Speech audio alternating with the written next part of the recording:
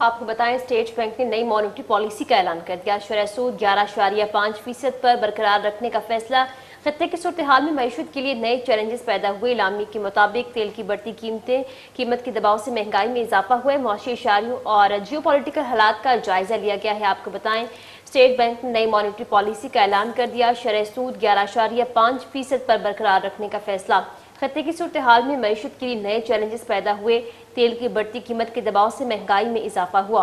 मौशी इशारियों और जियो पॉलिटिकल हालात का जायजा लिया गया।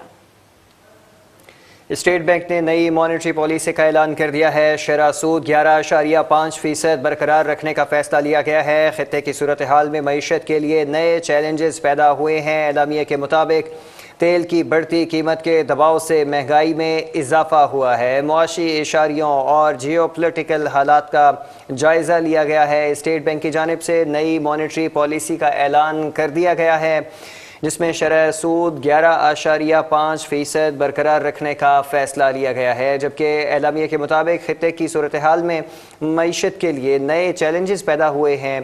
तेल की बढ़ती कीमत के दबाव से महंगाई में इजाफा हुआ है, जबकि मुआशी इशारियों और जियो पोलिटिकल हालात का भी जायज़ा लिया गया है।